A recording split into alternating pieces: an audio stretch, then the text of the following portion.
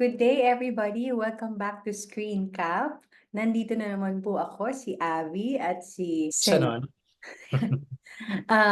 We have not been back in this podcast for a while, but we have always been talking. So, sa isa sa mga chika namin, palagi namin pinaplano our programming dito sa Screen Cap, ano-ano pa yung mga topics na pag-uusapan namin. And in many of those conversations, na-realize namin na yung conversation na nagte-take up talaga ay yung mga updates kung anong nangyayari sa buhay-buhay, processing ng mga experiences. Tapos, na-realize namin na mahalaga rin yun para Mhm. pag-usapan. So we decided to share some of those conversations with you before we proceed to our conversations about cinema and film experiences, etc. Mhm. Ayun. So, Zenon, it's been a roller coaster of 1 year, 'di ba? Yes. So, ang daming nangyayari kasi parang feeling ko yun na nga yung nangyari din sa atin because ang daming mga nangyayari both professionally and dun sa personal na aspect ng mga buhay natin na ang tendency yung mga bagay, may ilang bagay na nasa sacrifice talaga and of course one of those things ay itong screen cap. Although ang dami natin mga naka-line up. Ang dami nating mga nakausap, mga igi-guest natin, mga kakausapin natin, ang dami nating mga napag-usapan na topic na naka-line up o ito yung mga pag-uusapan natin o ito yung mga pelikulang papanoorin natin at ire-review natin ganyan ito yung mga lectures na gagawin natin para dito sa screen cap pero ang tendency nga dahil okay ang daming deadlines sa iba ang daming mga project ang daming mga biyahe. So ang tendency, sige, next week, next week, next week, hanggang inabot na ng ilang buwan na wala talaga tayo na nagawa. Parang siguro, parang tama-tama rin itong huling pag-uusap natin na parang hindi kailangan na natin itong gawin kasi this is one of the things na equally important sa ating dalawa at equally important dun sa iba pa nating ginagawa. So kailangan talagang pagtuunan ng paglaanan ng oras. Ayun. So, ayun. Kaya ito, kailangan natin ibalik. Kailangan natin gawin ulit. Ayun. Uy, At alam mo, mas tama ka may, dun sa sinabi mo. mm, Parang dapat holistic yung pagtingin natin dun sa mm, iba nating interests at mga trabaho. mm, Tapos yung love natin for cinema, magkakabit siya, interdisciplinary siya. aha, I remember a lot of times we planned to record. mhm. Tapos we ended up na nag-a-updatean tayo or nagpa-process ng recent experience. Yes, So, yes. para sa mga nakikinig, ginawa namin, we challenge each other to list down what do we have been up to for the past 12 to or more months. Mhm, mm, Tapos, naloka kami. Kasi, ang dami pala. Ang dami oo, palang nangyayari. Ang hirap basahin lahat kasi mm. sobrang dami. Pero siguro we can begin with ano yung pinaka parang tumatatak sa'yo na experience or engagement mo in the past year. Okay. Twice ka nag-Switzerland, I remember. Yes, yes. Ayun. Twice. Ang nangyari kasi, yun na nga parang um, pag ginagawa kasi natin 'to, before, siyempre nag-uumpisa, so excited, et cetera, ganyan. Tapos may mga nakausap na mga kaibigan na parang maganda rin na bigyan ng platform. So, 'di ba, "O sige, mag-guest ka, pag-usapan natin 'to, pag-usapan natin 'yan." And they are ano din sila, excited din sila. Pero yun na nga, 'pag dumating na yung mga pagkakataon na hindi lang yung mental, pero physically kailangan mong mawala dun sa lugar, dun sa so, dun mahirap mag-ano, like for example, kunyari in the last year, twice ako nagpunta ng Switzerland. Meron ako last year, may sinabit ako na na script para sa Plume Pellicule ng Dreamago. Tapos nakapasok siya. It's a script na na 2018 ko pa siya dine-develop. So dinala ko na siya sa iba-ibang labs sa Romania. Hindi lang ako yung nagdala, but maski yung mismong director, nadala ko saan-saan, nadala dito sa Pilipinas, dinala sa Mindanao, dinala sa Batangas, iba-ibang script labs, iba-ibang script writing workshops, ganyan-ganyan. And then last year, na-realize ko na parang may kulang pa, parang meron pa akong hindi makapa na na pwede pang ayusin dun sa script. So, sinubmit ko dun sa dun nga, sa Plume Pellicule. Tapos nakapasok siya, ganyan. So, I had to fly to Switzerland. Pero syempre, um, uh, pag mga ganyan kasi hindi lang naman yung actual na magsasubmit ka di ba? Ang dami mong preparations na gagawin. Siyempre, babasahin mo, titingnan mo kung kailan yung deadline. Tapos, lahat ng mga requirements, kailangan mag-prepare ng synopsis, Mistakes. kailangan Yeah. mo mag-prepare ng thematic pitch, kailangan mo kailangan mo i-revise of course yung script mo, kailangan mong ano pa ba yung mga preparation, kailangan mong syempre kailangan mag-raise ng funds para may pambili ka ng ticket, di ba? Pag nag-apply ka naman doon sa funds na ganyan, mag-email ka, magre-reply sila, bibigay sa yung requirements, hihingi ka ngayon ng mga recommendation letter. So a lot of these things, they take so much time yung mga ganyan. Tapos after that, mag-apply ka pa ng visa. Pag nag-apply ka naman ng visa, hindi ka lang naman pupunta doon sa konsulado, di ba? Siyempre, aalamin mo saan ba yung travel agency na accredited. Doon ka pupunta. Pero hindi ka naman basta pupunta lang doon. Magpapa-appointment ka pa. Hindi, ang daming ano. So, before you know it, naubos na lahat Ang yung buwan. Parang ganun. oh. Eh di syempre, ang dami pang ibang gagawin. Hindi lang naman sa 24 hours, ilang yung gagawin mo, di ba? Well, aside from the fact na, magpapainit ka pa bago mo isulat kunyari yung thematic pitch, bago mo isulat yung synopsis, di ba? Ang dami mong, ihanda mo pa yung utak mo di ba? Kung ano pa yung gagawin, aside from meron kang mga mundane na mga task sa loob ng household, mag-grocery ka, mag-aalaga, magpapaligo ka ng mga aso, yung mga ganyan. Anyway, ayun, so tapos pagpunta mo doon na ganyan, ang biyahe ko kasi like last year nagulat ako na inabot ako ng mga 30 hours. Of course, the actual flight, mga ano lang 'yan, mga 16 hours, 15 hours, parang 9 hours to Dubai and then another 6 hours going to Switzerland. Pero syempre may stopover 'yan. May biyahe yan going to the airport, meron kang paghihintay, pipila ka sa immigration. Alam naman natin kung gaano ka tagal pumila sa immigration dahil ang daming tao doon, parang ganyan. Tapos ayun, yung mga tapos mag-a-adjust ka doon sa difference dahil magkaiba ng time zones, may jet lag ka. By the time na maayos ka na doon sa jet lag mo, pauwi ka na ulit. So may jet lag ka na ulit. Tapos pagkatapos na ganyan, we were required to kailangan i-revise yung script because after 2 months kailangan i-submit ulit yung revised na script because meron namang mamimili sila ngayon ng pwede ng kunin nila ready na for pitching sa mga producers. So paghahandaan na naman yan, may mga tech rehearsals yan, so ang dami. Doon pa lang nauubos na lahat yung panahon mo. So ayun, yun yung nangyayari sa akin. Tapos again, yung trip to Switzerland, naulit-ulit this year, nitong May hanggang June. So ngayon pa lang ulit nakakabawi na sige, ginagawa ulit Yeah. yung mga trabaho. So ngayon medyo nakahinga, this week medyo nakahinga na. So sige, gawa na ulit tayo ng podcast. Totoo. I think malaking theme nitong past year natin yung pag-travel.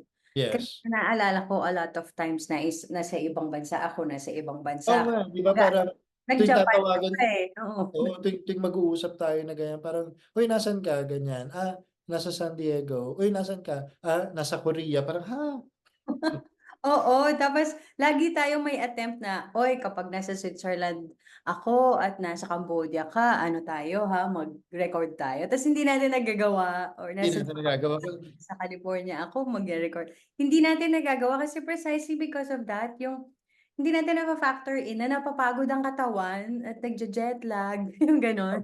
At saka aside from that, pagpunta mo dun, halos like, hindi ko alam kasi ikaw ang dami mo rin namang pinuntahan tapos ang dami mong mga nag-aano ka ng exhibit tapos nagbibigay ka ng talks, et cetera, et cetera. Pero yung sa'kin kasi, like for example, yung kunyari yung 'pag pumupunta kami ng mga creative residency ng lab, hindi ka naman pupunta dun at mauupo at iinom ng kape sa tapat ng May bintana. program, yes. May nakaprograma yan parang ito from 9 to 10 in the morning, kunyari 7 to 8 mga ganyan or 7 to 9 breakfast time. Hindi mo you can skip breakfast pero sayang yung opportunity kasi Interact, yes. to talk to other participants, to talk to the consultants. So yun yung so 'di ba? Tapos after that na ganyan, meron kang na-schedule kaagad ng 9 to 10, meron kang consultation with this person, meron kang 10 to 11, may consultation ka with this person. Tapos yung meron kang kunyari 11 to 12 before nung lunch, 'di ba? Pag ganito, ang dami rin namang preparation pag magre-record, 'di ba? Na, na hindi ka naman mauupo tapos ayan na. You prepare also, 'di ba, yung yourself tapos yung siyempre mag-ano ka pa, mag-iisip ka pa ng talking points, et cetera. Yun na nga, ang nangyari rin kasi sa'kin nung nililista ko, Hmm. naka-travel ako sa 4 na countries since we last, Ano yung mga pinuntahan mo na countries? 3 beses sa Korea, South Okay. Korea, Cambodia, Indonesia, tapos 3 beses sa California. Mm. Tapos siyempre except for the California part, the travels are ano, kumbaga work-related travels. Either Mm. pine-prepare ako na exhibit kasi, nagcu-curate ako ng exhibit ngayon sa Gwangju Biennale o kaya a-attend ako ng conference or Ah, yung tipong may susundo sa'yo sa airport, so kailangan maayos ka. Yun oo. yung yun yung bago sa experience ko, kasi dati mahilig naman tayo pareho mag-travel pero we do it every now and then just to reset, 'di ba, yung gano'n. Iba yun kasi dala mo lang yung gusto mong suotin, pero kapag pala, business mode, kailangan maayos ka. Most of the time 'pag nire-represent mo pa yung Pilipinas, dapat may dala kang Filipiniana. Mm. Somewhere there kailangan mo magsuot ng Filipiniana o may dala kang business attire, et cetera. And all of these take, planning. Tapos ito yung ano ko na-underestimate ko yung packing. Na umabot na ako sa point na hindi ko na-unpack yung maleta ko, pero paalis na ulit ako. Oo. Yung gano'n, 'di ba? So, gano'n siya. Pero hindi po kami nagrereklamo sa mga opportunities na ito. Hindi kami nagrereklamo. Parang kumbaga pino-plot lang natin yung mga bagong natutunan. Yes, yes. Then may mga better things, better way of doing things pala, and then you need to prepare pala. How do you present yourself? Because when you're in front of people who are not primarily English speaking, papaano ka makagko-communicate sa kanila, yung gano'n. Sobrang laki natutunan ko on how we can communicate to Mm. people from other cultures Yeah. despite the language barrier. Yeah, hindi niyo hindi niyo experience ko kasi I like, yeah, marami rin akong ibang, pinuntahan, before and, before yung trip ko sa Switzerland. It was my first time kasi sa Switzerland yung last year and then medyo, sinuwerte nakabalik na ulit, this year, parang ganyan. Pero based dun sa experience ko kasi, while maraming mga taga-ibang countries, dun sa mga ibang pinuntahan ko, yung sa experience ko kasi sa Switzerland, it was different in a way. Kasi parang feeling ko ito talaga yung lingual na na creative residency na pinuntahan ko. Kasi like for Kasi example, ilinawin natin kasi galing sa iba-ibang bansa rin. galing sa iba-ibang, bansa. Like for example, yung mga ibang pinuntahan ko kasi, ang ano lang nila is you submit your script in English, tapos yung mga consultants, they would talk to you in English. Yung mga co-participants mo, pag nagme-meeting kayo, you talk in English. But this one kasi, it's different because, yung mga ano, yung script namin, we would submit it in any of the three languages, in French, in Spanish, and in English, parang ganyan. Pero kapag natanggap ka na ganyan, it will have to be translated to the two other languages. Like my script, pinadala ko in English, it had to be translated to French and Spanish. Tapos some of the consultants, while parang yung pinaka-common na language namin doon was English, pero some of the consultants, they would only speak Spanish. Some of Parang the yung degrees of mastery eh, di ba? Oo, parang gano'n. Pero ayun na nga, pero like one of tapos some of the consultants would be talking in French. So merong naka-assign naman sa amin na translator. Anyway, kaya ko lang din nabanggit na ganyan. Nagulat lang din ako kasi yung pinuntahan ko, it was the 19th year na last year, and I had been meaning to submit to them for the longest time. Pero last year lang ako nakapag-submit. Tapos it was the 20th year.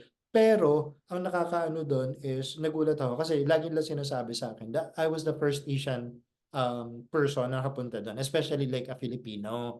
Kaya parang yung binanggit mo nga na you are in a sense you are representing the country. Kasi nga ganyan, parang ang iniisip kasi nila, syempre yung mga dala kong kwento is and feeling ko kaya rin naman nila nagustuhan yung mga kwento na dala ko, yung script na dala ko. Kasi it's the Filipino experience. Yeah. Yung ganun. Yung una ko yung pinadala is like yung Pangalay, yung Dancing the Tides. It's the feature-length version nung ginawa namin na short film before, yung Astri and Tambula, about the trans women in Zamboanga City. Tapos yung pinadala ko naman this year is Unang Patak na Ulan sa buwan ng Mayo. It's about the farming community dito sa Pilipinas na nakaka-experience ng El Nino, tapos POV ng isang bata. So it's a very Filipino na ano. So pagdating ko doon again, so medyo in a sense, first time lang naka-encounter ng feeling ko ng Asian.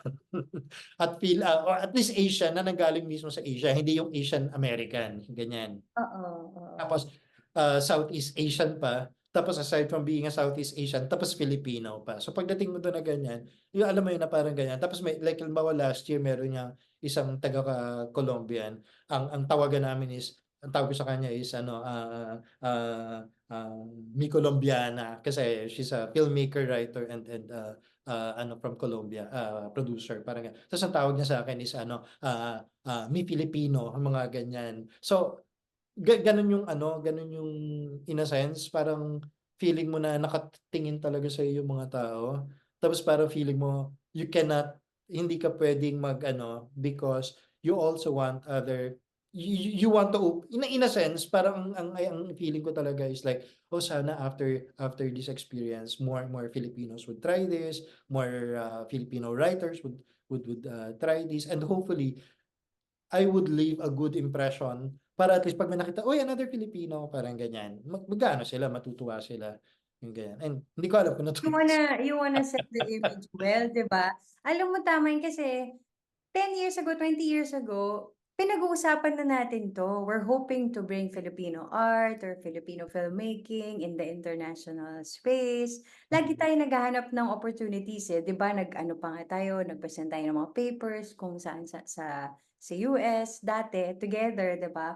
So gusto nating umabot sa point where mas may opportunities tayo mabuksan para pakita sa kanila yung Philippine brand, 'di ba, ng art at film, ganyan. Pero nung nandito na, eto pala yung hindi natin na-realize na pinapaghandaan din. Kasi Mm. nagfo-focus tayo sa ganda nung maipapakita natin, 'di ba? Pero kasama pala yung the whole thing na how do you talk to them, how do you adjust your language.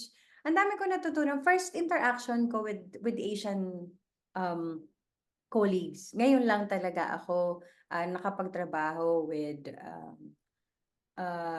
artists and curators sa Asian countries. Tapos natutunan ko na you adjust your language. We're so used that using the English language the way we read them in books. Mhm. Books, the way we see it in the movies, etc. And somehow, medyo natuto tayong mag-English, di ba?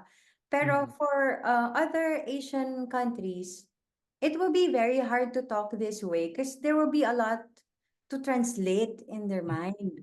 So natutunan ko na pasimplihin yung mga sentences. Yes, yes, Kung oo. puwedeng tanggalin ang mga preposition, tanggalin mo na, Oo. noun at verb na lang para madali na lang ang process.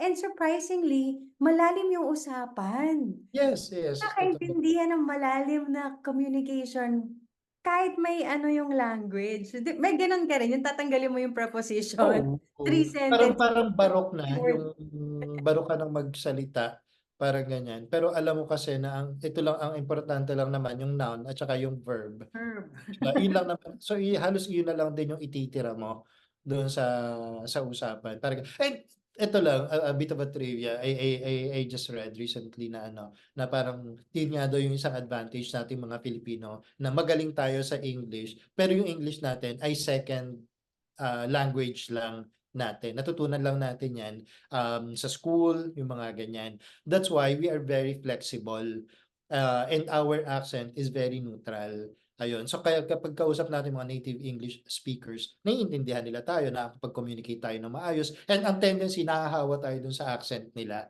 Naisipin nila na para, oh, probably matagal ka na nagsasalita ng ganyan or galing ka ba dito, ganyan-ganyan, you have this accent, para halos, kasi after a few minutes of talking to them, nakukuha mo na yung accent nila, di ba? Pero at the same time, kapag kausap mo na yung minsan, ikaw pa yung nagiging translator ng English, nung native English speaker, papunta dun sa non-English speaker. Kasi para at least, kasi ikaw alam mo kung paano magiging mas madaling intindihin para sa kanila. Oo, parang ikaw yung best in recitation, na kapag may group presentation, ikaw yung tagapagsalita. 'Di Oo. ba? Yun yung na-surprise ako na, gano'n pala tayo kasi nga marunong tayong mag-English. So kung Ah, igugrupo ang iba-ibang bansa kasi na-bless din ako to join, ASEAN Foundation's Policy and Discussion Workshop. Nandun yung representatives from other ASEAN countries saka Korea. mm, Ah, Tapos siyempre maggo-group kayo, magdi-discuss, ta's ishi-share yun. Automatically ang Pilipino ang tagapag-share, kasi may mm, kasama pa akong isa pang Pilipino doon. Kami yung taga-sulat, taga-ano, present, taga-share, taga-reflect, taga-sulat ng report. mm, In a way, it's really good because you don't have to force, paano ba? Kasi in some spaces, I imagine that I would have to assert my voice. mm, Pero mm, automatically, welcomed yung voice natin because of mm, that advantage. ah, At the same time, yun nga, kailangan maingat na maingat ka. At mm, kailangan sensitive ka. Kasi parang mediator ka somehow of these ah, cultures. At dapat maingat ka na wala kang masabing hindi maganda o maka-offend o naintindihan mo ba talaga yung sinasabi nila para mm, mm. ma-express mo. Cultural ang ano, Yes, ang, yes, yes. ang nakasalalay ay cultural understanding. Mm. So, it's very exciting, di ba? Pero at the same time, parang it really puts, ano ba, pressure somehow. Yes. Uh, Oo, yun yung pinag-uusapan nga natin and because of that, hindi hindi ka yun na nga pupunta tayo diyan, hindi ka lang magbibigay ng talk, 'di ba? Kasi ang tendency nagme-mediate ka for other participants, 'di ba, yung sa mga co-participants mo, hindi ka lang pupunta diyan at kasi 'di ba ikaw like nag-aano ka artist ka mismo, 'di ba? Pero hindi yeah, artist ka pero at the same time sa pagiging artist na ganyan, curator ka din. So kapag nag-curate ka na ganyan, hindi ka lang basta mag-curate, you will also be talking about your own yung art mo. Ayan, yung mga painting na nasa likuran mo, yung mga ganyan, 'di ba? Kailangan i-discuss mo rin. Pero tapos ang bilis mo kailangan mag-shift kasi ibang-ibang klase 'yun eh, hindi ba? Like for example ako, siyempre, gagawa ka ng pelikula, tapos magsusulat ka ng pelikula. Pero maliban doon, nagle-lecture din ako, nagbibigay din ako ng lecture. So depende dun sa kung ano yung sitwasyon, yun yung pero hindi yung ito lang.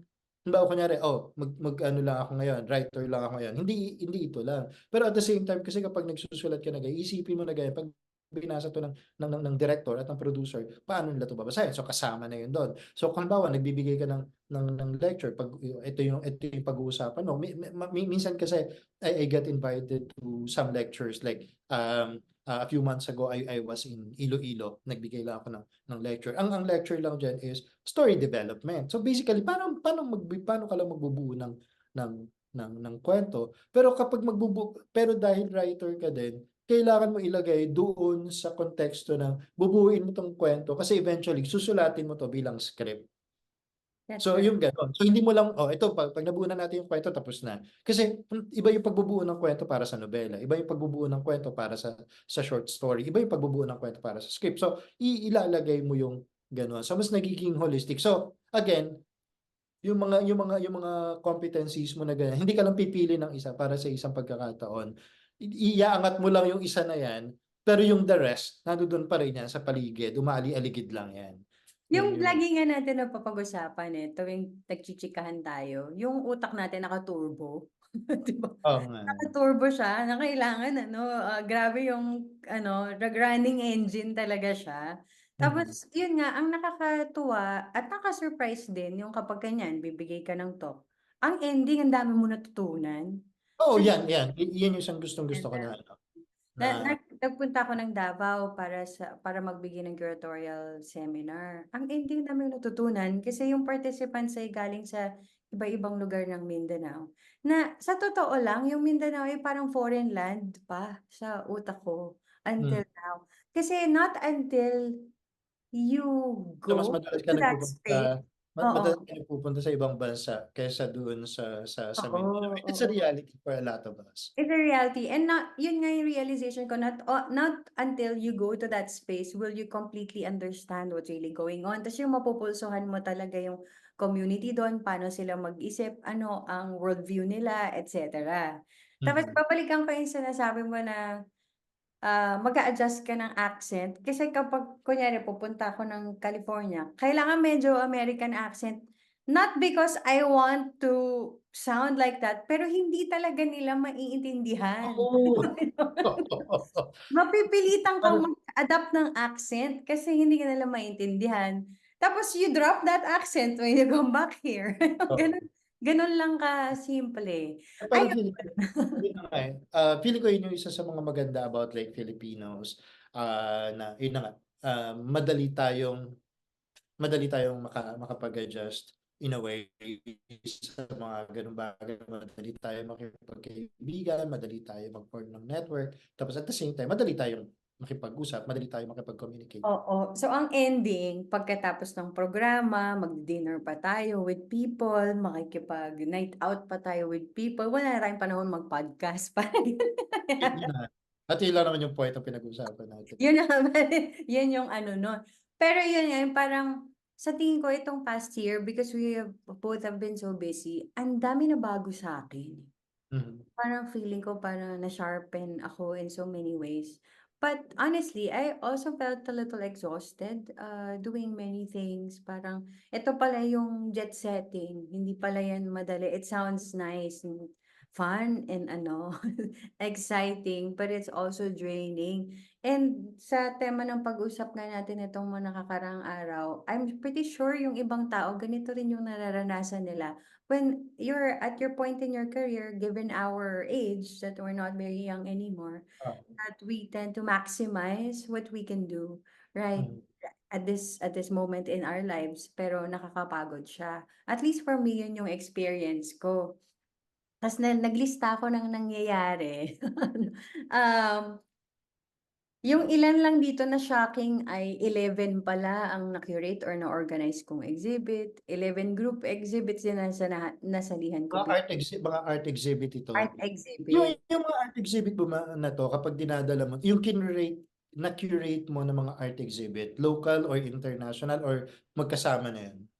Magkasama na yon dun sa binilang. Magkasama na yun. And then kapag curate ka ng exhibit na ganyan, how do you, ang pagku-curate kasi is like hindi in layman's term, paano ba sasabihin, parang pagdi-display ng mga artwork, para Mm. mga gano'n.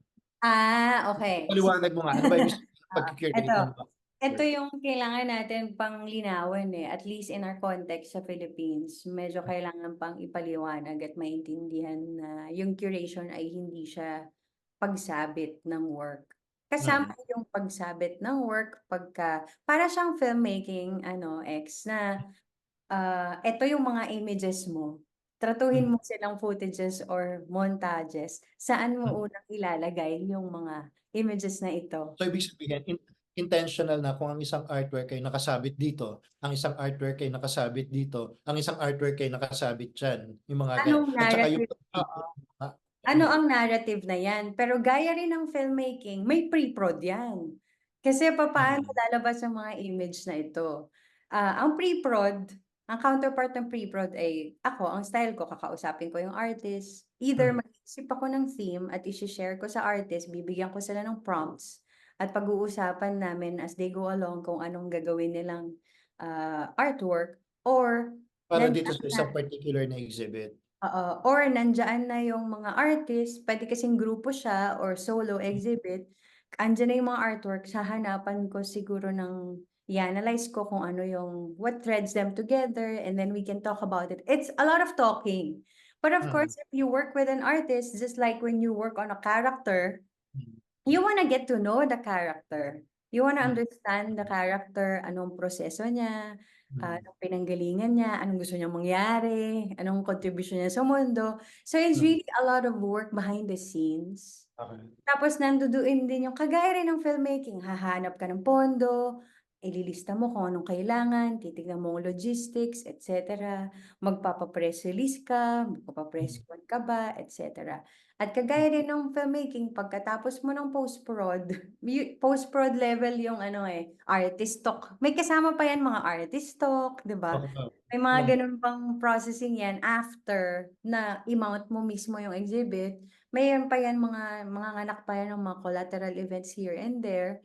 And um, then of course, at the end of the day, you want it to be worth it for the artist's time and you want the artist to earn a little. Parang filmmaking, gusto mong ah, babawi yung ginastos mo. So pagtatrabahuan mo rin yung kung paano naman mamomonetize yung mga bagay na yan.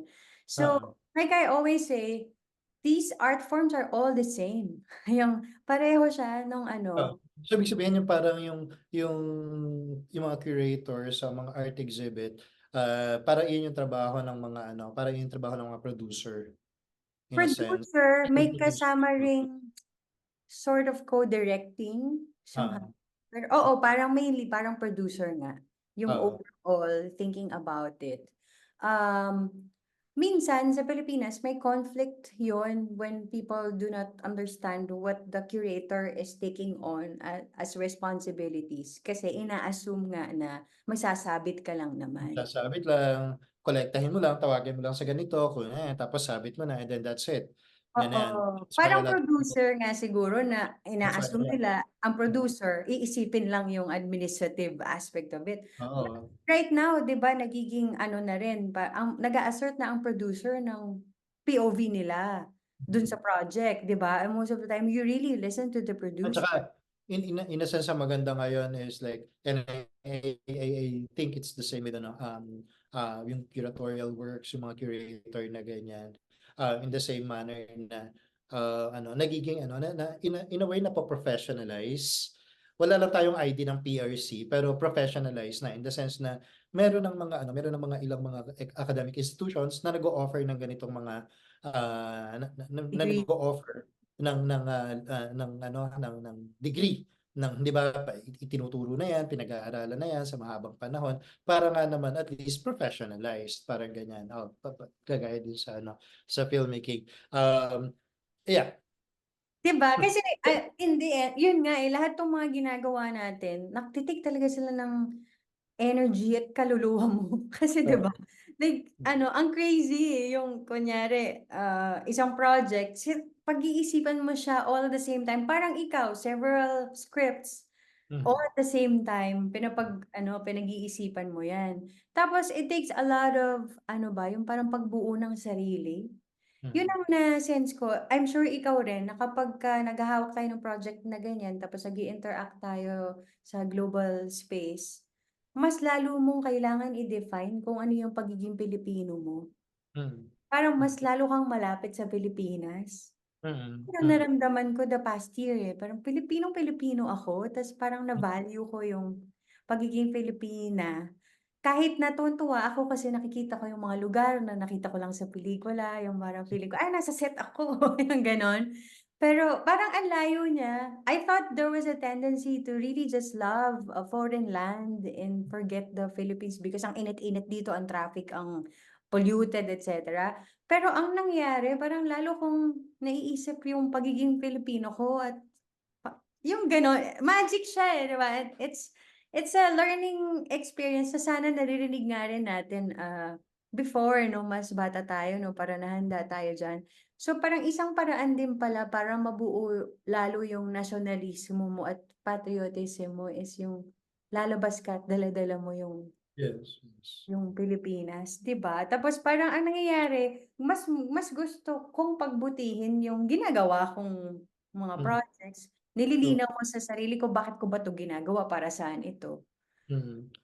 Parang ikaw rin. Yun din yung ano kasi as feeling ko as artists, ang isang sa akin ang isang magandang ano nga, siyempre I mean, when you're young, ang iniisip mo na ganyan is ang mga napapanood mo kahit halimbawa kunyari sa film school, sa eskwelahan, ang sa UM1, sa humanities class, ang nakikita mo na ganyan is mga works kunyari nila, yung mga works Warhol, mga ng mga ganyan. kunyari yung mga works kunyari ng mga Renaissance painters, yung mga ganyan, mga Italian, mga Austrian, etc., etc. Even yung sa music, mga ganito, ganyan. Sa film, syempre, ang mga naunang pinapanood namin dyan, mga trabaho nila Louis Ano, Buñuel, French.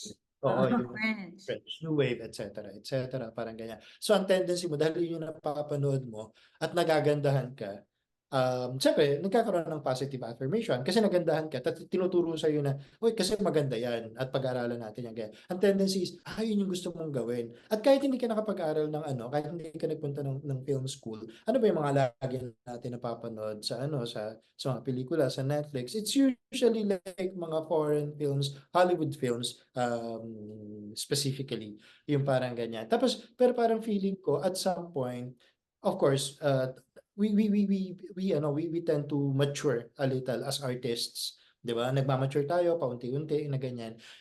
Tapos hinahanap natin yung boses natin as artists. Tapos at the same time, of course, for some people, maaga dumarating yung pagma-mature. Some people dumarating yung Yeah. nagma-mature sila at Willingly, the age of like yes. 16 years old. Some people nagma-mature sila at 20, some people nagma-mature at 40, at 50, some people nagma-mature at 60. Yung mga ganyan. Pero feeling ko, yung pag nag-mature na ganyan, at least sa akin na ganyan, is mas more appreciation for Filipino films as a filmmaker, as a writer. Yung mga trabahong, yung mga kwentong Pilipino, mga Filipino films, mga Filipino masters, etc. Tapos at the same time, na-realize ko, ang space ko talaga dito sa mundo, maybe it's not so much to like write the likes of like mga Marvel movies, or hindi ako magsusulat ng something like Oppenheimer. It's not my experience. Kahit gaano kaganda kunyari ang gustong-gusto ko ang pelikula kunyari na Dangerous Liaisons from the 80s na mga ganyan. Pero hindi ako gagawa kasi hindi ko siya experience. Hindi ko siya kamado, parang ganyan. Siguro kung magaling na magaling, maybe kung magaling na magaling ako na ganyan, gagawa ako na ganyan, but it will take a lot of time and research, etc. Pero Mag-immerse ka pa eh. mag-immerse ka pa, mag-ano ka, ganyan. Pero ang alam ko na ganyan, at the drop of a hat, makakapagkwento ako ng tungkol sa mga karanasang Pilipino. Gaya ng sinabi mo, babalik ka talaga dun sa ugat, babalik ka talaga dun sa roots ng pagiging Pilipino. Tapos pagdala mo na ganyan, tapos pag dinala mo sa ibang bansa, pag pinakita mo sa ibang tao, that's what they appreciate, di ba?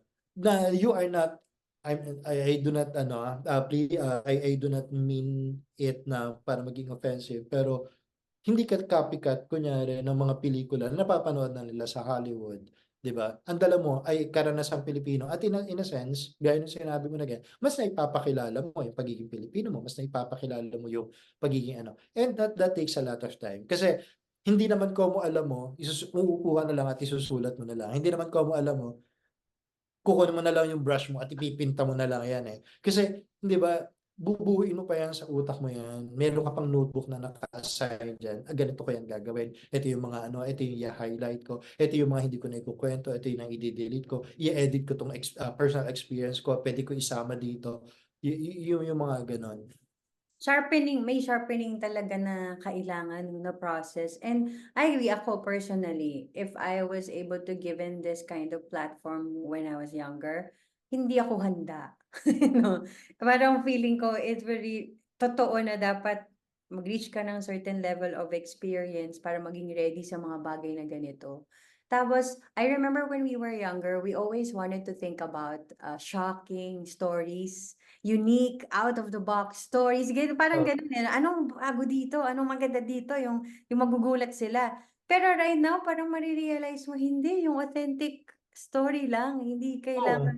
Ang galing nga eh, parang eto yung alam mo, tapos tapos gusto mo pumunta dito, iikot ka talaga. Parang ito talaga, ayan, sinasabi mo nga yung mga fantastic, mga ganito, Oh, mga Star Wars level. Ang gusto oo, mong mga ano, ganyan. ganun, di Or, ba? oo, kunyari, or gagawa ako ng something like The Hours, mga ganyan, yung mga ano, yung drama. Or gagawa ako ng something like Titanic, mga ganyan. O meron tayong Pagoda, The Pagoda Tragedy. Anyway, pero Monumental ang gusto mo na oo, ano. mga ganyan. Tapos biglang maisip mo pag after a while, ay hindi. It's been there all along. Nandoon lang yan. Nandiyan lang yan sa paligid mo. Pupunta ka lang talaga doon sa root, sa ugat.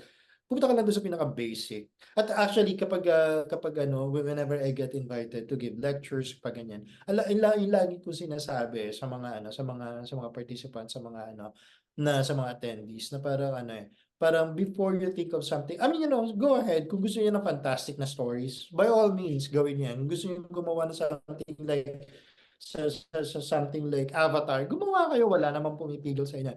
But ako, ang i-advise ko talaga sa inyo is, pumunta muna kayo doon sa sarili niyo experience. Because nobody would tell that story kung hindi kayo. 'Di ba? Kayo lang yung ano eh, 'di ba? Kayo As yung authorized. authentically as you. Oo, Yun. that's authentic and that can be sincere, 'di ba? Totoo. So parang yun nga, habang nagkakaroon pa lang tayo ng wealth of experiences, at the end Mm. of the day, ang mahalaga talaga yung authenticity. Mm. Tapos, even in the way you interact with new friends, ang dami nating naging mga bagong kakilala at kaibigan, katrabaho. Tapos, syempre, minsan intimidating sila, di ba, Senon? Kasi they are this and that, and they Oo, want this and that. naalala ko yung Di na ba? na ano ko yun, naramdaman ko yan, eh, kasi it was my first time na it was my first time na magbigay ng lecture abroad. 'Di ba? Kasi 'pag dito sanay naman tayo magbibigay tayo ng lecture or magbabasa tayo ng paper natin dito, pero dito lang sa Pilipinas, so tayo-tayo lang din, yung mga ano, at least kakilala mo yung mga nanonood. Nung nagpunta tayo ng City University of New York, before nagbigay tayo ng lecture na ganyan. Tapos Kabang-kaba ako doon. Kabang-kaba talaga. hindi ako kinakabahan, pero hindi naman ako kinakabahan. Kasi may mga may mga kasama ko kayo, ganyan. Ang mas naramdaman ko is parang, oh my God, ang seryoso ng mga tao dito. In the sense na, like, nagbabanggit sila ng mga pangalan, ng mga ganito, yung mga ganyan. Tapos pinag-aaralan nila yung mga, the philosophy of these artists, etc., etc. Tapos ako talaga parang pili ko, okay. So, ganun sila kaseryoso dun sa ginagawa nila na parang ay, hindi ko alam kasi sa atin yung dala kong paper noon. These were the ano ito yung study ko dun sa mga pelikula na interesado ako noong mga panahon na yon, 'di ba? So yun yung dala ko na ganyan, inaano ko. Tapos pagdating sa kanila na ganyan, parang ang daming mga buzzwords. Ang dami ang daming buzzwords, ang daming mga terms, ang daming mga jargon na parang feel ko naiintindihan ko naman pero parang feeling ko ang galing nila kung paano nila ginagamit 'yun sa Okay. mga pang-araw-araw na buhay, sa mga ordinaryong sentences na parang feeling ko, parang Libro ba kayo? Parang gano'n oo, ano? Libro ba silang no nagsasalita? no no judgment, pero parang feeling ko ano, may feeling lang ako na ano 'to, na parang sa ordinary pagkakataon kaya ganito din kaya sila mag-usap-usap or nagpi-pick up 'tong mga 'to, hmm, Yeah, so that listeners will understand, we're talking about an experience 15 or more years ago, no? Na first encounter natin na pagpe-present ng mga gawa natin. Ako naman, nung moment na sa yon, academic paper and oh, all yung that. moment na yon, I was young, of course, and I was thinking, I want to be as impressive as they are. And I will read everything, understand every jargon they say. I'm gonna try to use all of those and be like them because don't want to fail my country. I want to impress them. Pero as I go along, Hindi naman kailangan, na parang you can use the words that you normally use and still have a deep, deep Mm. message.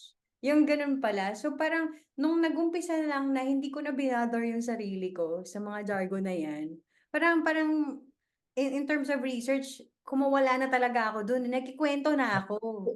Parang Oo. na-separate ko yung sarili ko sa paraan na ikikwento ko na lang kung Ah, paano ko na-experience itong research na ito sa mga salitang akin, yung gano'n.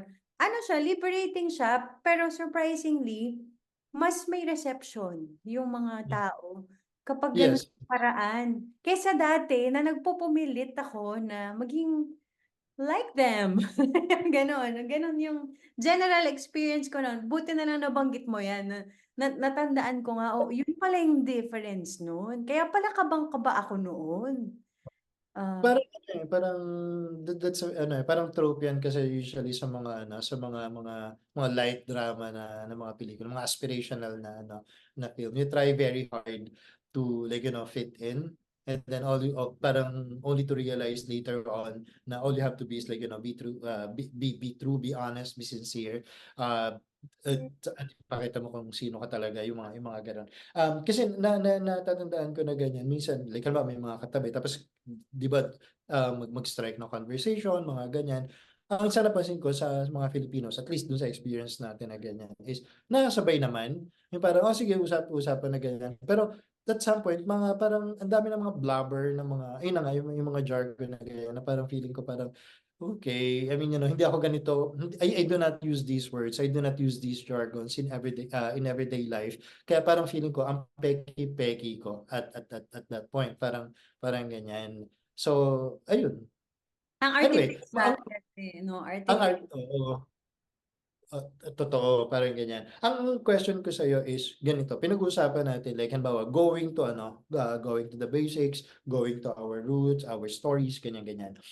Pero ang tanong ko sa iyo is what if you like tayo may mga commission works ikaw kunyari sa visual arts, sa paintings, mga ganyan or sa lectures na ibinibigay. May mga commission works tapos may mga parameters sila na ibibigay sa iyo na hindi yun yung sakop ng experience mo, hindi yun yung sakop nung tawag dito ng philosophy mo as a person, as an artist, mga ganyan. Pero gusto mo yung project. Paano mo ginagawa? How do you do that? Oh, ako kasi, How do you become paano mo masasabi na I'm still sincere dito sa ginagawa ko ah, kahit different works ito? sige, itatry kong ano, Ah, paliwanag. sige. Ako kasi, hindi ako nagko-commission works. Hindi Okay. na. That's very clear to me that that's not something I wanna do. At kasi, di ba, baka hindi alam ng mga listeners, parang meron akong gallery. 15 years na rin yung gallery sa nun.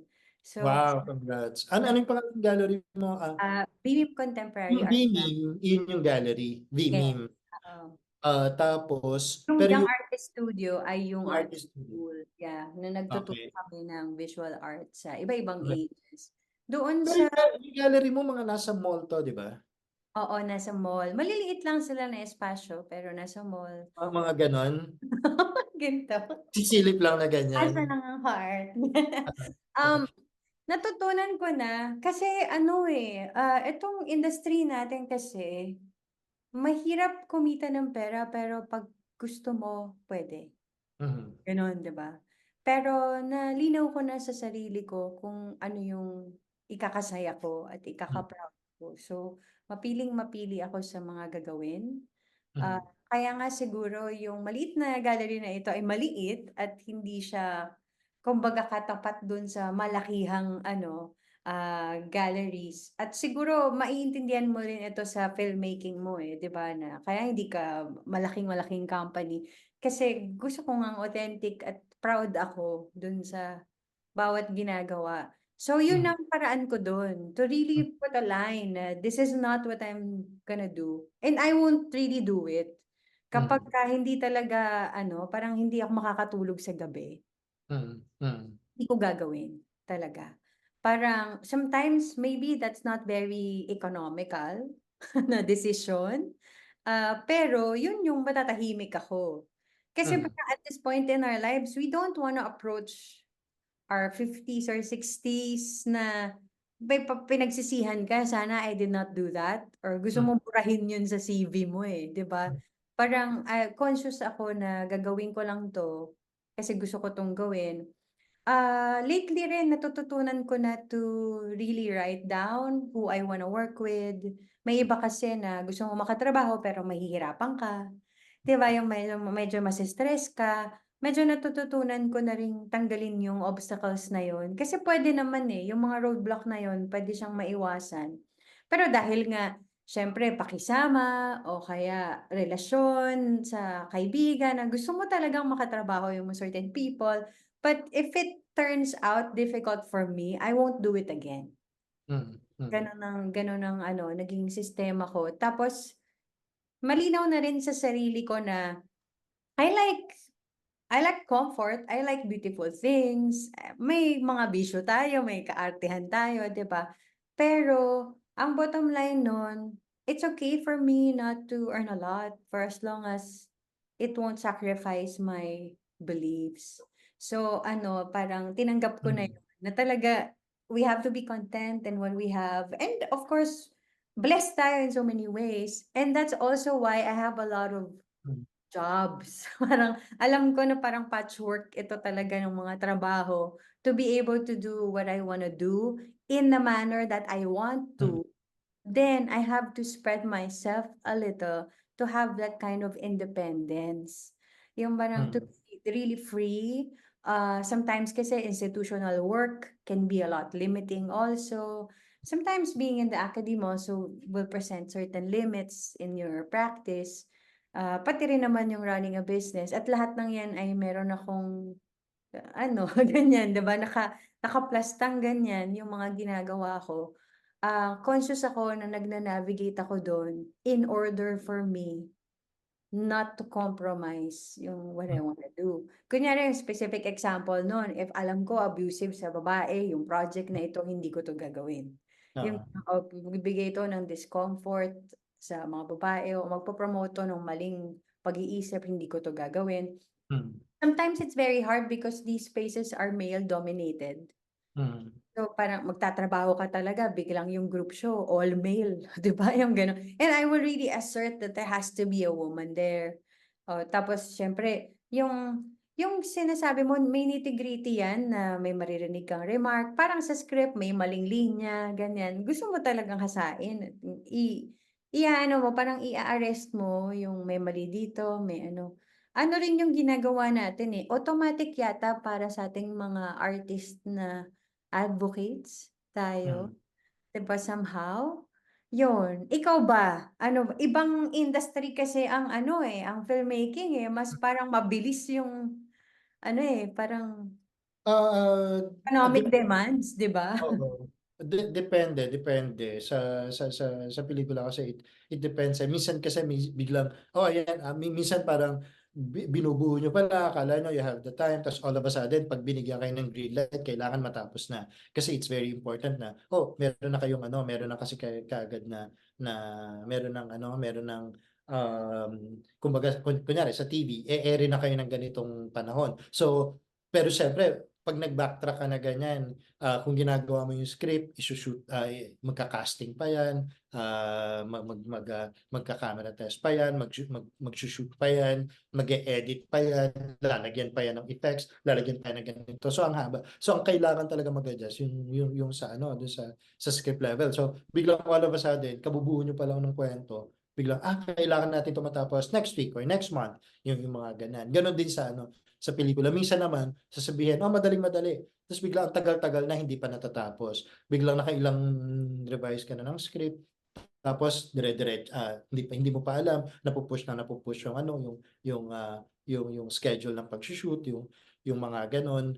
Ayun, tapos, ayun, so iba-iba rin. Pero kumbaga, ang kailangan lang talaga na you have to be very flexible, sa mga ganito. Siguro nga kasi parang hindi katulad siguro ito sa logistics or sa pabrika na ganito na parang 'di ba tuloy-tuloy, kapag at least sa tingin ko, wala ko experience sa ganun, pero at least sa tingin ko, sa mga naririnig ko, at sa mga nababasa ko na ganyan, kapag nagsimula na yung production, halimbawa kanya, food production, or kung anumang mga bagay yan na pinoproduce, tuloy-tuloy na yan. Maintenance na lang doon sa mga makina, sa pag-ano, sa pag-ship ng mga gamit, etc. Pero sa creative work talaga, ang dami mga factors that come into play na kahit syempre it pays na nakalista na yung 1 to 100 na gagawin mo step by step, nakakalendaryo na yan, etc. But a lot of factors can happen. Biglang all of a sudden, the writer hindi siya makapagsulat. O kaya nakapagsulat nga pero hindi dun sa envision ng grupo na kung ano yung itsura, yung mga ganyan. So a lot of adjustments, a lot of revisions, etc.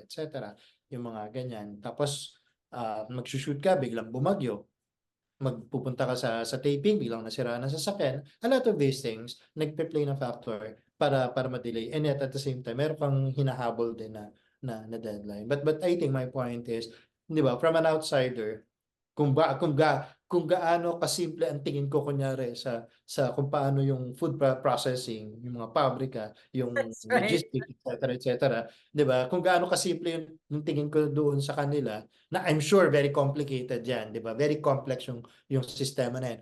Na ganun din naman ang tingin nila doon sa paggawa ng pelikula or sa pagpo-produce ng art, sa pagpipinta. Magpipinta ka lang naman. Kung sumawsaw ka lang ng brush diyan, ganyan-ganyan mo lang, you have an artwork na, parang ganyan. But I think, ang isang natutunan ko kasi dito, sa isang, at ito yung lagi kong pinaninindigan is, if you make it look very easy for other people, kung ano yung ginagawa mo, then you're doing a good job. Aw. Kapag ang tingin ng mga tao, ay, ang ganda-ganda ng painting, siguro ang bilis lang niya itong ginawa, ang dali-dali lang niya itong ginawa. Sino ba naman itong artist na to? Gumanon-ganon lang siya na ano. Hindi na natin papangalanan yung artist kasi baka mamaya ma-misinterpret yung sasabihin ko na gumawa ganyan. Pero hindi, of course, hindi naiintindihan ng mga tao all the years and the Yung hard work. pre-prod. Yeah, O, yung yung pre-prod. pre-prod na nangyari, na ang tingin mo, ang dali. Ang ganda ng ganito, ang ganda ng ganyan. Parang, and then that will inspire other people. Hay na lang yung gawin natin kasi ang dali. Tapos pero pag pumunta ka na doon, ay, ang hirap pala, ang komplikado pala, ang complex pala ng buong, nung proseso sa pag-ganyan. Ayun. Oo, ayun. Alam mo, ang napag-usapan natin konti lang. So, nailista natin. Pero parang, ang maganda dyan, very timely kasi may lumabas na Rappler ngayon na na nangulelat ang Pilipinas sa creative thinking daw na Yes, assessment. oo, nabasa ko yan. Diba, Yes, yan yes. ang talk of the town ngayon eh. Merong iba-ibang varying reactions na yung iba nalulungkot kasi bakit ganun. Parang it opened a can of worms na ano nga ba experience ng mga bata, mga estudyante sa creative thinking. Yung iba naman kine-question yung assessment tools na baka mali yan. Yung iba naman, we're talking about ano yung conditions na mahirap sa Pilipinas. We contend with many things, yung ganyan, di ba? Pero parang sa atin kasi, dahil na-experience natin to, hindi rin ako makapaniwala na ah, hindi tayo creative thinkers. Kasi, alam mo yun? Hindi, kasi ang daming gusto sabihin, but I'm not an expert. So I'm very careful dun sa gusto kong sabihin. So that's why ayoko lang. Pero naano ko lang din kasi is parang hindi kasi ang tingin ko kasi is parang yeah, siguro baka masyadong culture specific yung yung assessment tools na ginamit. Baka masyadong very western or very first world country yung mga ginamit. Baka hindi naka-fit dun sa Filipino, etc. Yung mga ganyan. Ang dami natin pwede i-blame di ba? Pero parang feeling ko paano tayo ito tingin ko lang naman to pero parang feeling ko paano tayo mag-improve as individuals or as a people kung ang lagi natin i-blame ay yung mga outside forces, yung mga factors na nasa labas. Parang feeling ko, ang dapat, babalik lang ulit ako dun sa kanina pa natin pinag-uusapan, balikan natin yung mga sarili natin. Ano ba yung mga pagkukulang natin, di ba? Until makaharap tayo sa salamin at masabi natin, ginawa namin lahat talaga. Ginawa ko talaga lahat. Ito na yung best ko, ganyan, ganyan. And then, that's when you go out and start blaming everything around you, yung mga ganon. Ayun. Parang feeling ko kulang naman talaga tayo sa ano, napansin ko rin naman yan sa maraming mga kabataan, and parang feeling ko ano din hindi kasi encouraged sa atin ang creative thinking. If you are a person na medyo creative thinker ka, medyo ang tendency is nasa fringes ka. May tendency nga mabully pa, parang ganyan, or 'di ba they make fun of you, et cetera, because ang may term pa yan, lutang ka kasi, mga ganyan, yung mga, "Uy, ito lang kasi yung pinag-uusapan, ito na yung sinasabi mo," ganyan. Hindi natin nakikita that these ano, itong mga bagay na ito, itong mga ah, queerness, itong mga tao na to, the way they speak, the way they talk, the way they think of things, the way they formulate yung mga bagay-bagay, the way they look at the world around them. Ito yung mga bagay that makes these people, or us, all of us, they make us special. Yung mga gano'n na hindi lang 1+1 = 2, hindi lang gano'n, 'di ba? Kasi tapos yung paglalaro sa words, pagiging malaro ng utak, mga ganyan. Hindi tayo masyadong encouraged kasi, mga gano'n. That's Kailangan pa very nating true. malasing para lang maging But that's very true. Isang dimension talaga yan na we are easily judged as creatives. Na magulo tayo, na hindi tayo structure, wala tayong disiplina. But like us, the two of us listing the things we have accomplished in a span of a year, it took a lot of organization. No matter how much we judge ourselves, dahil tayo judgmental sa mga sarili na tuwing nag-uusap tayo, nabibwisit ako sa sarili ko kasi na-late ako sa ganito, hindi ko na parang feeling ko I don't have or ganyan, 'di ba? Pero that's actually a sign that we're always reflecting on our practice. Yung Mm, conscious tayo na dapat ganito ang gagawin ko, ito ang mm, best practice na dapat mm, I go for. Hindi man natin lagi yung natutupad, lagi tayong conscious na may magandang paraan ng paggawa ng mga bagay. And a lot mm, of people do not appreciate that about us. They automatically think na certain professions are better. Yung ganon, or because you have a certain profession that are highly perceived, mas okay ka na tao, yung gano'n. Pero in fairness sa sarili kong danas, nakikita ko kasi kay Maya, sa anak ko, yung ano niya, yung parang resourcefulness at na siyempre I credit the background and the interaction being raised, among people like you, mga tito tita, yung gano'n. Parang she was raised in an environment where you have to be creative and resourceful and resilient, et cetera. At mm. hindi yun pinilit, talagang naging gano'n na lang bigla. At nag-a-agree ako sa'yo na if only encouraged at exposed yung mga tao sa mga gano'ng experiences, ang kabataan hindi nila kaya, Oo, ayaw nila or kailangan merong space, mm. para encourage yun, 'di ba? Yeah, yeah. Like, modesty aside, ako, ikaw, pareho tayo, para feeling ko, we are very creative individuals. So, modesty aside, sasabihin ko na lang din yon. And hindi naman yung mga sinasabi ng mga tao around me, parang ganyan.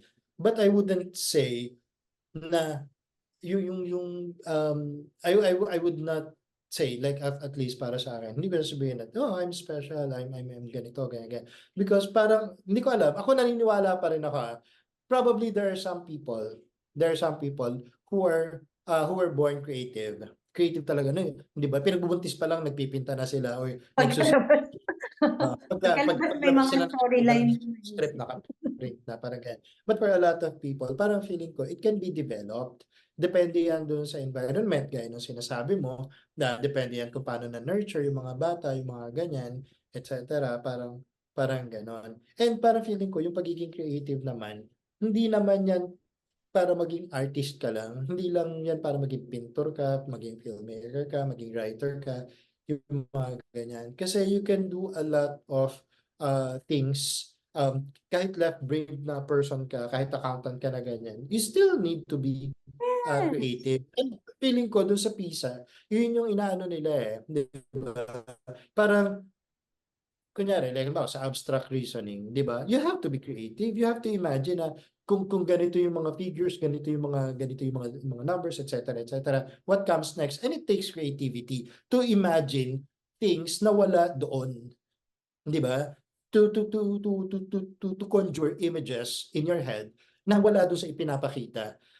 To predict kung ano yung mangyayari kung given 1, given 2, given 3, ano yung mangyayari doon sa 4, 'di ba? It takes creativity and parang feeling ko yun yung inaano, yun yung sinasabi doon nga na kulang ang mga tayo, ang mga Pilipino. I mean, siyempre kahit sabihin natin na creative tayo at magaling tayo sa abstract reasoning at creative thinking, et cetera na ganyan, pero Pilipino pa rin tayo. So kas damay-damay tayo lahat dito. That's why lahat tayo ay that's why nabasa ko 'yun. Ang ano, ang mga naramdaman ko, I was equally disappointed and equally frustrated and equally na napapatanong din ako sa sarili ko na kahit sabihin ko as a person hindi ako gano'n. Pero paano yung parang ano 'yan, parang what can you do? Kasi madaling magsabi, "No, dapat kasi ganito ang ginawa, dapat ganito, dapat ganyan." Pero mas mahirap ang step 2 kasi dapat na pinag-uusapan dito is, what can we do now? Hindi lang sila, ano na yung puwedeng dapat gawin nila, ano yung dapat gawin nila, ano yung dapat gawin, ano yung dapat gawin ng mga magulang, ano yung dapat gawin ng mga ganito, ng mga eskuwelahan, ganito, ganyan, ganyan, o ng gobyerno. Pero dapat as individual, side din mismo dapat meron din tayong ginagawa. Or Or anong magagawa natin, ano 'di ba, yung para magagawa natin? maka-contribute sa pagbabago nitong ano, bagay na 'to. Habang nagkukuwento ka ngang ganyan, naisip ko nga even Ah, relationships need creativity, 'di ba? Yung nag nag-aano kayo, pakikipagkapwa-tao, 'di ba? nag-a-attend kayo ng ano, ng mga art workshop sa Young Artist Oo, Studio? oo. Oo.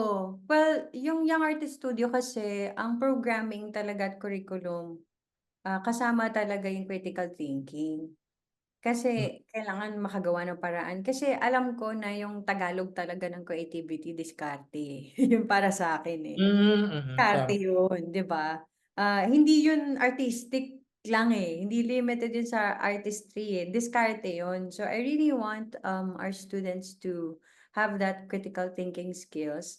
And honestly, siguro one episode we can talk about it. Ang challenges ko in art education is a lot of the parents are not welcoming the idea that yung learning visual art production doesn't only teach you colors and lines and paint.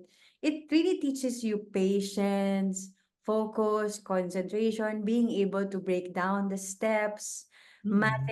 mathematics, science, resilience, Tsaka resourcefulness, discipline. at saka Marami tsaka pang ano, foresight, 'di ba?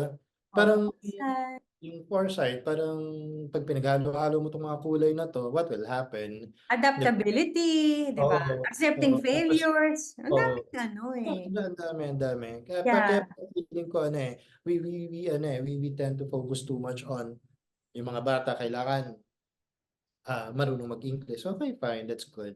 Pero kailangan yung mga bata magaling sa math, magaling sa English, mga ganito, mga ganyan. Or feeling ko yung creativity din natin is naka-focus on the performance arts. Yung mga magaling umarte, magaling kumanta. Tapos, I'm not saying na ano, pero parang feeling ko hindi naman kasi yung creativity ang binubuo. Kung hindi ginu-groom yan para sumikat. Para kumita, 'di Para ba? kumita, para Attention. sumikat, parang gano'n. Pero 'di ba, sige, gusto ng bata sa performance arts, gustong ng music, gustong gumanito, ganyan, ganyan. Pero 'pag nag-i-interview na, opo, gusto ko po kasing sumikat. Gusto ko pong maging si ganitong, singer or si ganitong artista. Gusto ko pong, basta yung mga gano'n. Pero wala kang masasabi sa kanila na, kasi po gusto kong gumaling, gusto ko po kasing ganito." 'Di ba, yung mga gano'n na gaya ng mga binanggit mo kanina, eto yung mga byproducts nung mga creative, nung mga creative training na ibinibigay dun sa mga bata. Ito yung mga byproducts na hindi nakikita, nakakala, pang ano lang yan, Akala nila pang wala artist lang. lang. Oo, para sa'kin nga baliktad, parang hindi yung academics ang tututukan mo talaga, eh. Ako gano'n ang ginawa ko bilang magulang. Hindi yung academics ang tutok ko, ang tutok ko yung creativity. Kasi alam ko, I can be rest assured na madidiskartehan niya lahat 'yan para Ah, maintindihan niya 'yan. Kung nahihirapan siya sa math, madidiskartehan niya 'yan kung paano niya magagalingan, eh, kasi ang creativity talaga yung core sa tingin ko. Pero kasi may understanding tayo sa society na kailangan magaling ka dito sa mga academic na bagay na 'to. When in fact, baliktad, 'di ba? Dapat creativity muna and then the rest will follow kahit saang field ka magpunta. Ay, at ayun na nga, modesty aside, yung si Maya, 'di ba, last year, isa rin sa mga life update ay, ah, nag-aral nakapasok. na siya sa California, nakadalawang semester na siya at Tito Senon, siya ay straight A student, 'di ba? Oo, 'Di ba? hindi mo naikwento yan sa akin. Oo, So, straight A, two nung nalaman ko pa semester. lang na nakapasok siya sa US, doon siya nakapasok at doon siya nag-aaral. Akala ko yun na, yun pala, okay, 'Di ba, ganun pala siya. akala natin, eh, yun na, 'di ba? Pero straight A. Pero yun ang lagi Ay, kong considering na sample, ano, no? Considering na malayo siya sa'yo, ayaw siya. hindi ka nakatutok, hindi ka nakakapag-helicopter sa kanya. Na, wala talaga. Like Nakapag-deliver, she she had stepped to up and she commute. delivered. Oo. She had to commute to school, she had to make friends, she had to do everything and then she had to learn how to cook, mga ganyan, 'di ba? At para sa'kin kine-credit ko 'yan sa creative training niya, 'di ba? Na Ah, diyan nag-ugat lahat 'yan, na nakagalaw siya sa foreign land, na tapos ah, ah, bilang Pilipina, nagiging malinaw rin sa kanya ngayon yung identity niya, eh, bilang Pilipina. Parang she includes that in her essays, in her plates, in her art, in her yung sharing niya, 'di ba? Parang I don't think anyone who is not as creative can wing it that way. ah. Yung gano'n na parang it also did not look very hard when she did it. 'Di ba? Kagaya ng If you're doing, sinasabi. if it looks very easy for other people, then you're doing a good job. You did all the hard work, kaya mukhang madali na for other people.